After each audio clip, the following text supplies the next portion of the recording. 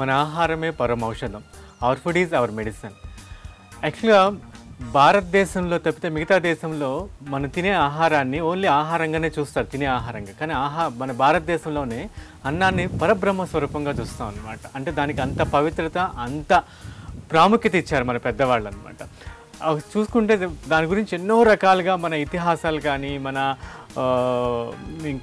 ఉపనిషత్తులు కానీ అన్నీ చూసినట్టయితే అసలు యాక్చువల్గా ఆయుర్వేద ప్రకారం చూస్తే మన కడుపు అనేది, స్టమక్ అనేది అగ్నికుండం అనమాట. తెలియకుండానే మనం ప్రతిరోజు కూడా యజ్ఞం చేస్తూ ఉన్నాం. ఈ భోజనం అనే సమిధులతోటి ప్రతిరోజు కూడా మనం యజ్ఞం చేస్తూనే ఉన్నాం. అంటే అంత పవిత్రమైన కార్యంతో మనం పోల్చారు మన పెద్దవాళ్ళు అనమాట. మనం ఇప్పుడు వండబోయే వంటలన్నీ కూడా చిరుధాన్యాలతోటి.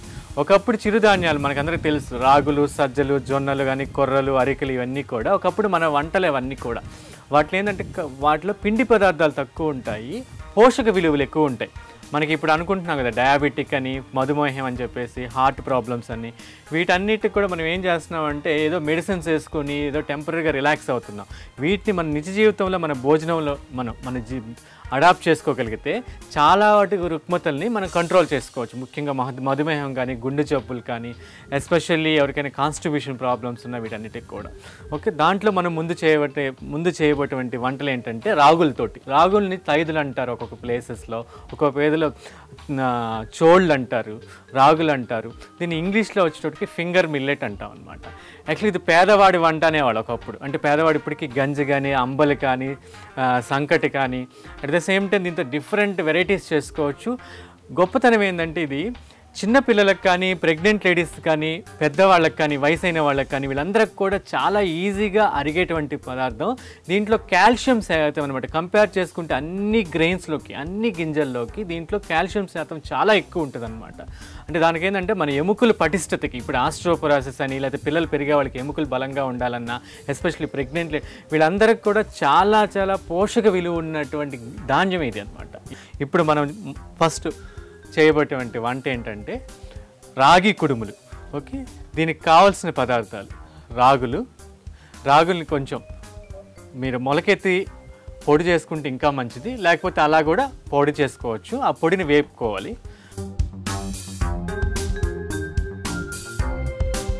కొబ్బరి కూరు, ఓకే, నెక్స్ట్ బెల్లం, ఇలా యాలకుల పొడి, దాల్చిన పొడి, నెయ్యి.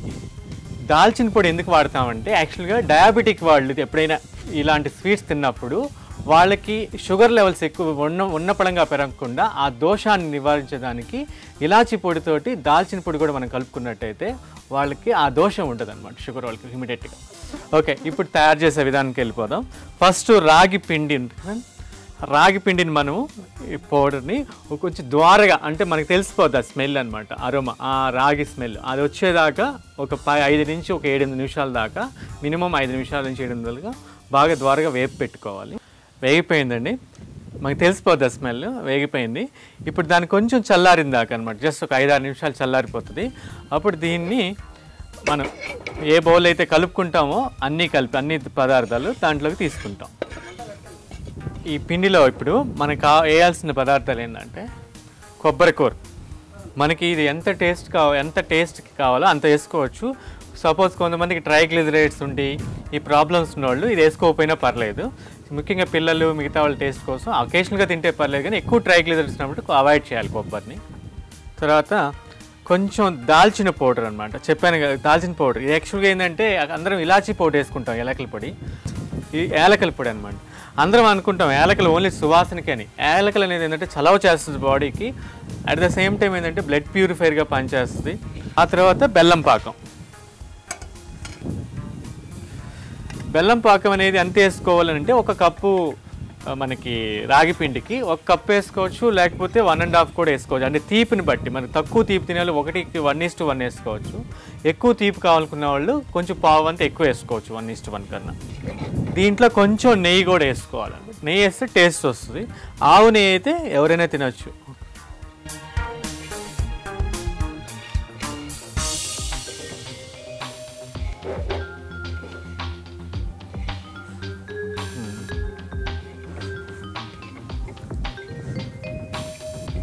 ఇలా చపాతీ పిండిలాగా కలుపుకొని దీనికి మనకి ఇష్టం వచ్చిన షేప్స్లో కుడుముల్లాగా అనమాట, రౌండ్ బాల్స్ లాగా కానీ కుడుముల్లాగా మనకి ఏ విధంగా పిల్లలకి ఏ విధంగా ఇష్టపడతారు అంటే వాళ్ళకి ఆ షేప్స్ మన ఇష్టం అనమాట. ఈ విధంగా చేసుకొని ఇది ఆవిరి పాత్ర, మన ఇడ్లీ పాత్రలో కూడా పెట్టుకోవచ్చు, లేకపోతే సపరేట్గా ఆవిరి పాత్ర కూడా. ఈ ఆవిరి పాత్రలో ఏంటంటే 1/4 నీళ్ళు, కింద బౌల్లో 1/4 నీళ్ళు పోసుకోవాలి, కింద వెలిగించుకోవాలి.